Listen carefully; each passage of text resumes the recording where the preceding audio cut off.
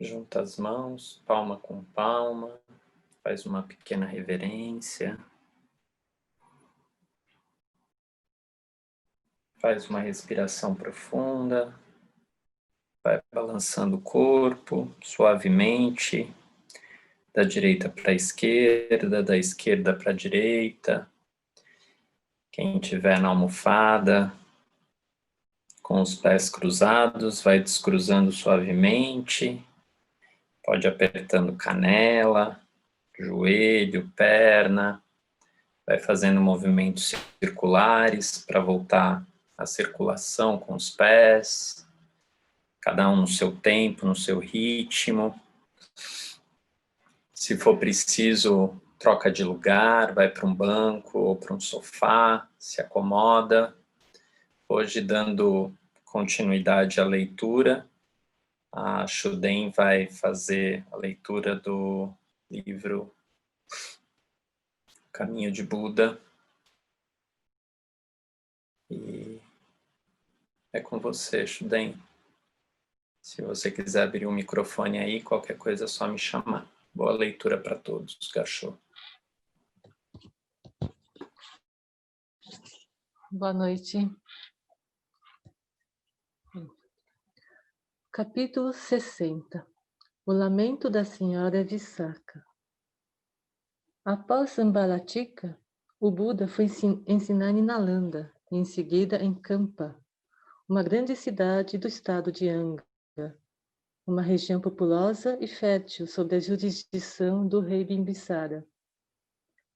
Lá o Buda morou numa floresta fresca perto do lago Gagara, onde cresciam muitas flores perfumadas. As pessoas vinham em grande número escutar o Buda ensinar. O jovem e rico Brahmane chamado Sonadanda também veio encontrá-lo. Sonadanda era conhecido e admirado na região por sua astuta inteligência. Vários de seus amigos desencorajaram-no de ir visitar o Buda. Eles sentiam que uma visita do jovem daria demasiado prestígio ao monge Gautama. Sonadanda sorriu e disse que não queria perder a oportunidade de encontrar um homem como o Buda, conhecido por possuir uma consciência incomum. Tal chance somente se apresentava uma vez a cada 1000 anos, dissera ele. Devo ir para aprofundar meu próprio conhecimento. Quero ver em quais áreas o monge Gautama me supera e quais eu o supero. Várias centenas de brahmanes decidiram juntar-se a Sonadanda.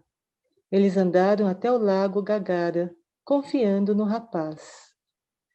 Estavam certos de que ele se demonstraria que o ensinamento de sua casta era superior ao do Buda.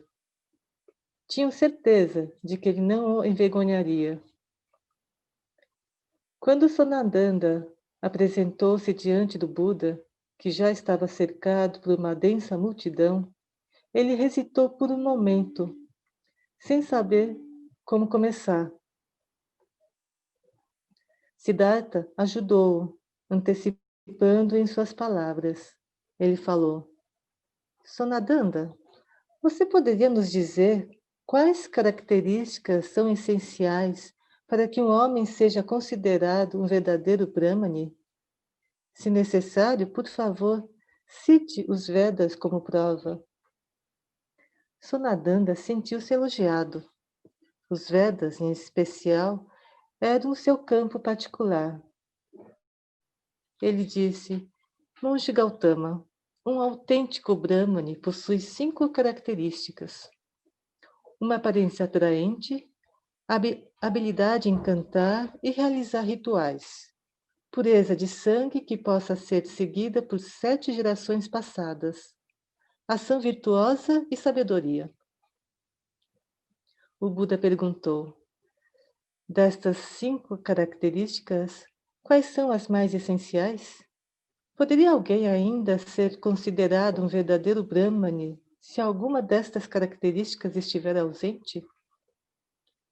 Sonadanda refletiu e respondeu que as últimas duas características eram as únicas verdadeiramente indispensáveis: beleza física, habilidade em cantar e realizar rituais e pureza de sangue não seriam absolutamente essenciais.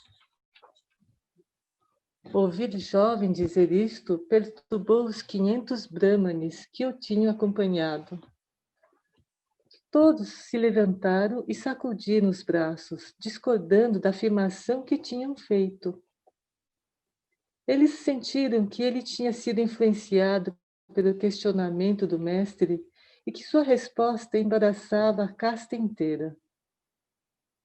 O Buda voltou-se para eles e disse: Honoráveis convidados, se vocês têm confiança em Sonadanda, por favor, fiquem quietos e permitam que ele prossiga sua conversação comigo. Se vocês não têm confiança nele, peçam que ele se sente e falarei com qualquer um de vocês em contrapartida. Todos ficaram em silêncio. Sonadanda olhou para o Buda e disse: Monge Gautama, por favor, permita-me dirigir algumas palavras aos meus amigos. O Brahmane voltou-se para seus seguidores e apontou para um rapaz sentado na primeira fila. Vocês veem meu primo Angaka bem aqui? Angaka é um jovem belo e elegante. Sua conduta é requintada e nobre.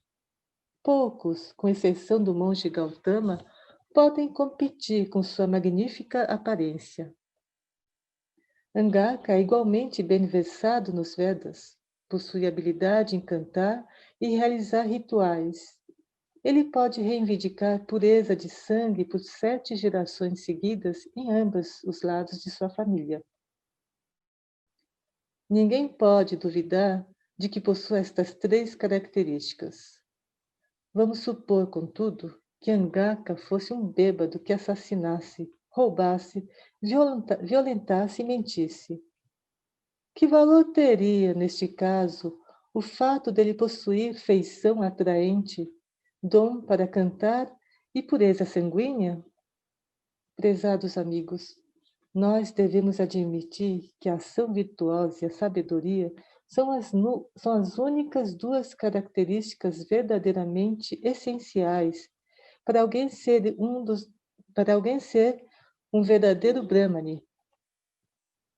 Esta é uma verdade para todos, não apenas uma verdade privativa ao monge Gautama. A multidão aplaudiu em aprovação. Quando os aplausos silenciaram, o Buda perguntou para Sonadanda: destas 2 características, ação virtuosa e sabedoria, uma é mais essencial que a outra? Monge Gautama, a ação virtuosa se desenvolve a partir da sabedoria, e a sabedoria se incrementa graças à ação virtuosa. Elas não podem ser separadas.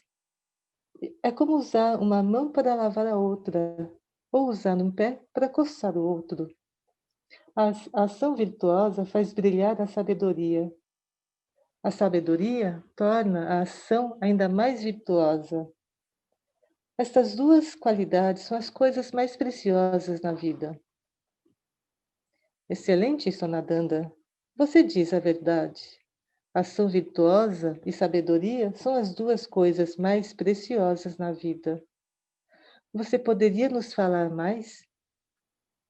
Como uma pessoa poderia desenvolver a ação virtuosa e a sabedoria ao grau mais elevado? Sonadanda sorriu e juntou as palmas das mãos. Ele se inclinou para o Buda e disse: Mestre, por favor, guie-nos. Nós conhecemos os princípios, porém você é aquele que realmente alcançou a verdadeira senda. Por favor, diga-nos como desenvolver a ação virtuosa e a sabedoria ao nível mais elevado.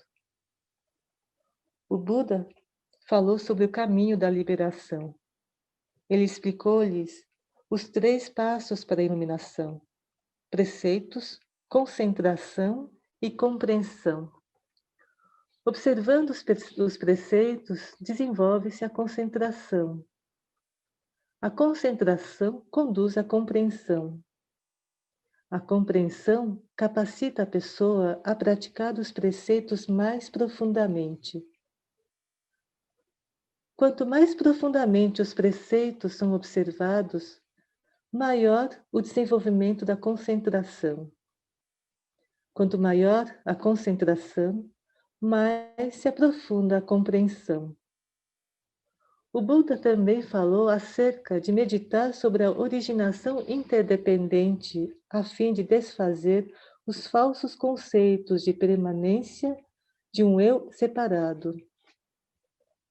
Meditar sobre a originação interdependente possibilita que a pessoa corte as amarras do apego, da aversão e da ignorância, a fim de atingir a liberação, a paz e a alegria.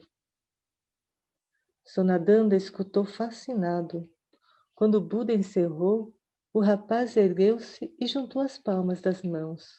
Ele disse: Mestre Gautama, por favor, aceite minha gratidão. Você abriu os meus olhos nos dias de hoje. Você me tirou da escuridão. Por favor, permita-me tomar refúgio no Buda, no Dharma e na Sangha. Eu gostaria de convidá-lo e a todos os bhikkhus para irem à minha casa para compartilharmos a oferenda de uma refeição. A troca entusiástica que teve lugar naquele dia entre Buda e o jovem Sonadanda enviou ondas através de todos os níveis da sociedade na região. Um grande número de intelectuais brahmanes tornaram-se discípulos do Buda na vila de Ishanakala, incluindo um muito conhecido chamado Ambata e seu professor Pokarasadi. Como mais e mais jovens brahmanes tornavam-se discípulos do Buda, tornou-se difícil impedir a inveja e o ressentimento de certos líderes brahmanes e líderes de outras seitas religiosas. Enquanto eles permaneciam em Ambaratika, Savasti perguntou à venerável Moggallana sobre os diferentes movimentos religiosos da época.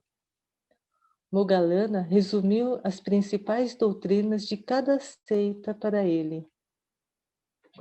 Em primeiro lugar, havia a seita de Purana Kasyapa. Seus seguidores eram céticos sobre moral e ética, sustentando que bem e mal eram meros conceitos resultantes de hábito e convenção. Os seguidores de Makali e Gosala eram fatalistas.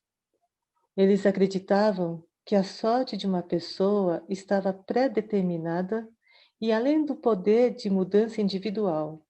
Se alguém atingisse a liberação após 500 ou 1000 anos de reencarnação, isto se devia ao fato da predestinação da pessoa e não a qualquer esforço especial do indivíduo. Ajita Kesakambali ensinava a doutrina do hedonismo.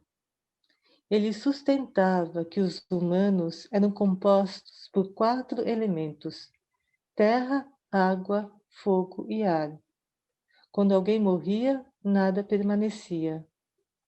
De acordo com esta seita, uma pessoa deveria experimentar tanto prazer quanto possível em vida. A seita liderada por Pakuda Kakayana tomou a visão oposta. Eles acreditavam que a verdadeira alma e corpo de uma pessoa não podiam ser destruídos. Afirmavam que os humanos eram compostos dos 7 elementos: terra, água, fogo, ar, sofrimento, felicidade e energia vital. Nascimento e morte seriam meras formas aparentes, resultantes da combinação temporária e da dissolução dos 7 elementos, enquanto a verdadeira essência era imortal e além da destruição.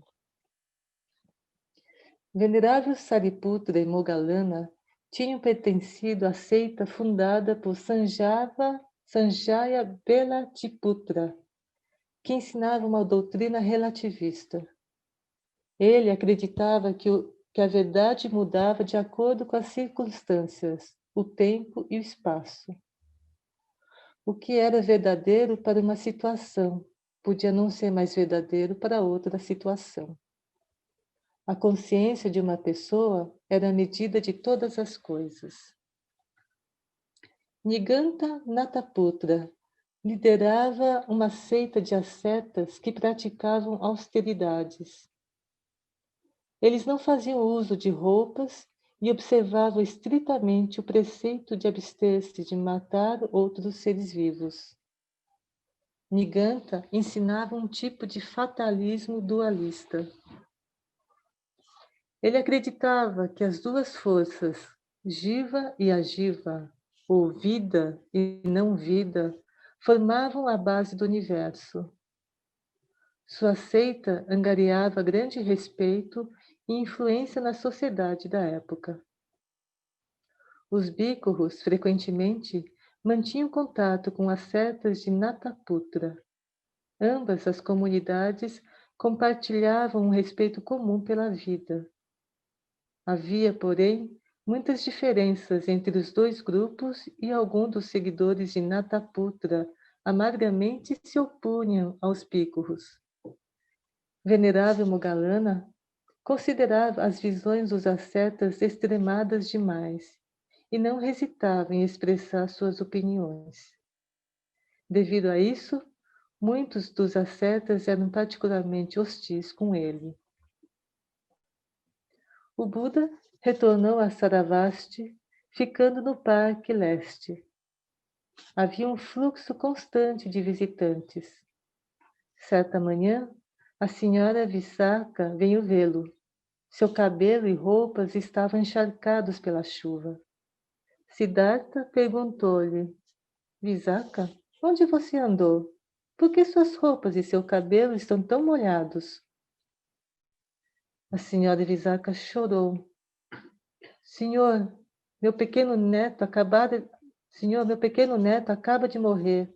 Eu queria ir vê-lo, porém, envolta em minha dor, esqueci de pegar meu chapéu ou guarda-chuva a fim de proteger-me. Quantos anos tinha seu neto? Como foi que ele morreu?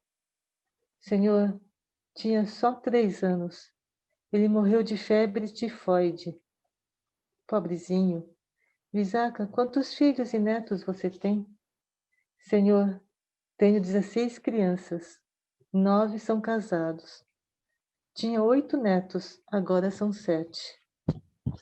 Visakha, você gosta de ter muitos netos, não gosta? Oh, sim, senhor. Quanto mais, melhor. Nada me faria mais feliz do que ter tantas crianças e netos quanto há pessoas em Saravasti. Você sabe quantas pessoas morrem por dia em Saravasti? Senhor, às vezes 9, às vezes 10. Pelo menos uma pessoa morre todos os dias em Saravasti. Não há dia sem uma morte em Saravasti. Visakha, se seus filhos e netos fossem tão numerosos quanto as pessoas em Saravasti, seus cabelos e roupas estariam encharcados como agora por todos os dias. Ela juntou as palmas das mãos. Eu compreendo. Eu realmente não queria tantos filhos e netos quantas são as pessoas de Saravasti. Quanto mais apegos se possui, maior o sofrimento. Você tem sempre ensinado isso, mas parece que eu sempre me esqueço. O Buda sorriu gentilmente. Visakha disse-lhe: Mestre, geralmente o senhor volta de suas viagens somente quando começa a estação chuvosa. Seus discípulos sentem muito a sua falta pelo resto do ano. Nós viemos ao monastério, mas ele parece vazio sem a sua presença. Nós andamos em volta de sua choupana algumas vezes e então voltamos para casa, sem saber o que mais poderíamos fazer. O Buda disse: Visakha, a prática diligente do ensinamento é mais importante do que fazer visitas. Quando você vem ao monastério, tem a chance de ouvir os outros veneráveis ensinarem o Dharma. Você pode perguntar a eles as questões pertinentes à sua prática. O ensinamento e o professor são um. Por favor, não negligencie sua prática somente devido ao fato de eu não estar aqui pessoalmente. Venerável Ananda, que estava de pé nas proximidades, teve uma ideia. Seria maravilhoso plantar uma árvore Bodhi aqui no monastério. Assim, todas as vezes que os discípulos vierem visitar e você não estiver presente, poderiam visitar no seu lugar. Poderiam cumprimentá-lo como se estivessem cumprimentando a você. Nós poderíamos colocar um altar de pedra sobre a árvore, onde os discípulos possam oferecer flores. Eles poderiam andar lentamente em torno da árvore enquanto praticam a contemplação do Buda. Senhora Visakha disse, é uma esplêndida ideia, mas onde você encontraria uma árvore Bodhi? Ananda respondeu, posso pedir uma semente dela em Uruvela, onde o Buda alcançou o despertar. Não se preocupe, vou adquirir a semente, semeá-la e cuidar da árvore. A discípula se sentiu mais aliviada e consolada. Ela se inclinou para o Buda e para o venerável Ananda, e então voltou para casa.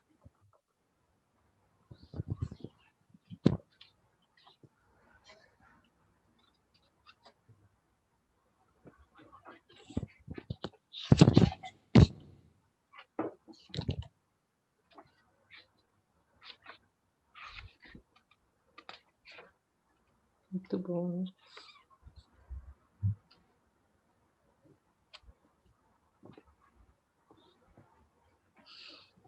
Alguém quer comentar alguma coisa?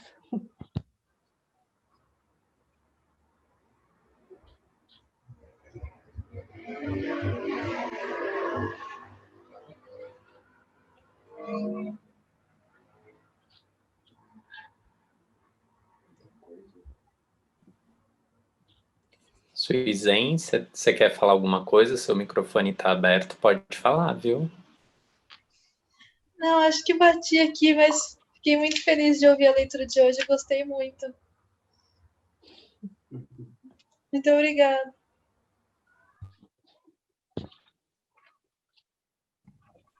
Eu queria falar, Shuden, o que eu fiquei também muito feliz de te ouvir falar.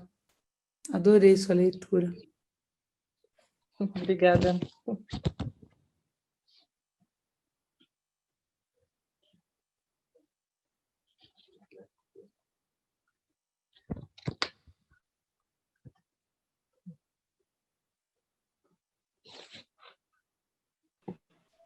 Mais alguém? Se alguém quiser falar, pode falar. Se não, a gente encerra hoje. Acho que fica com a leitura que eu acho que ela foi bem bacana. A Adriana abriu o microfone. Adri, pode falar. Pode falar, não estou encerrando não, tá?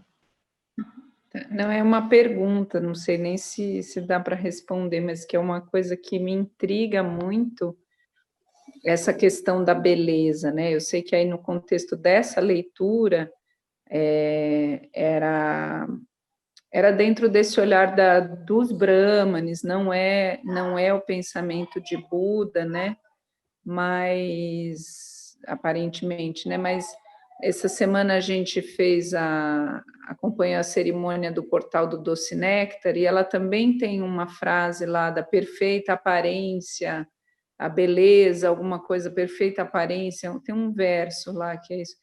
E eu estou ensaiando para perguntar para a Sensei sobre isso, então, para mim é uma dúvida essa questão da beleza, né? Assim, o que quer dizer com isso? Porque eu imagino que assim como não fez distinção das castas e tudo mais, essa questão da beleza não deve ser uma distinção também, né? Mas é uma dúvida, porque como permanece no verso do Portal do Doce Néctar, e aí hoje quando ele falou, eu falei, nossa, acho que vai clarear, mas daí ele não aprofundou nessa questão, então aí parece que acendeu mais essa minha dúvida, não sei se deu para entender. Eu entendi a pergunta, mas eu juro que eu não tenho a resposta. É uma pergunta para Sensei mesmo, assim. Quer dizer, eu não tenho, não sei se a Shuden tem, Yorin tem, enfim, os mais antigos possam falar sobre isso.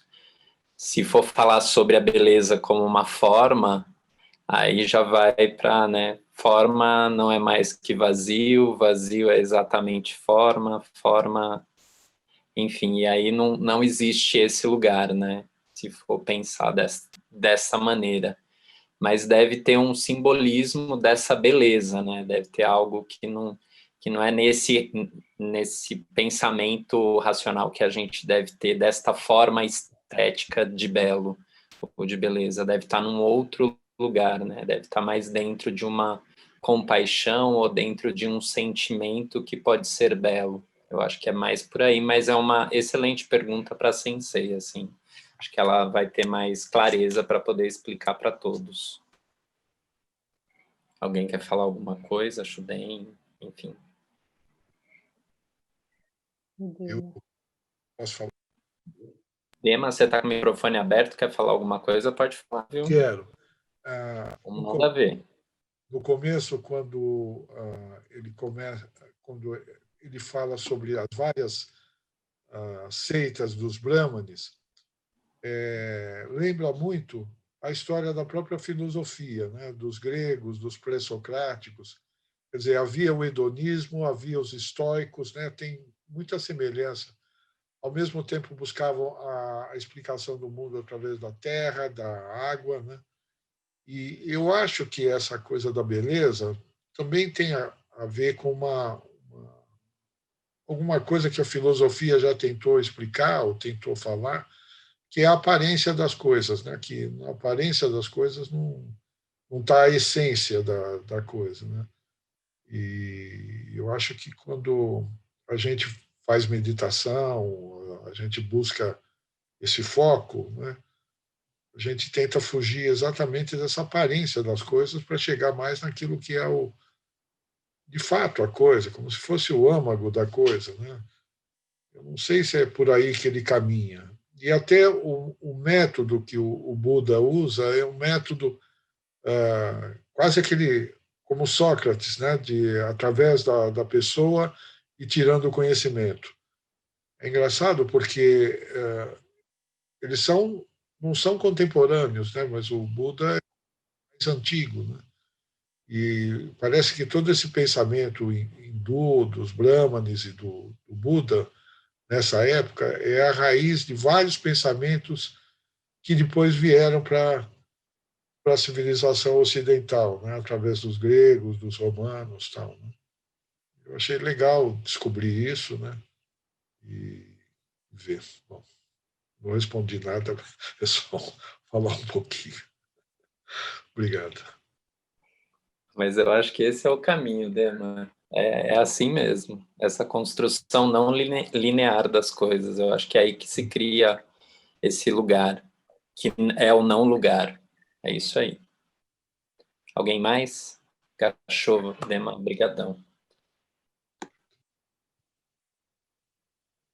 Vamos encerrar, então? Você faz daí, Shuden? Ou quer que eu faça daqui? Posso fazer? Então vamos lá. As mãos engaixou, que os méritos de nossas práticas se estendam a todos os seres e que possamos nos tornar o caminho iluminado. Engaixou para todos. Obrigado, boa noite pela companhia de todos. Muito bom que o Zazen se permaneça assim, um pouquinho cada um, que a gente possa prosseguir todos os dias, separados, mas juntos.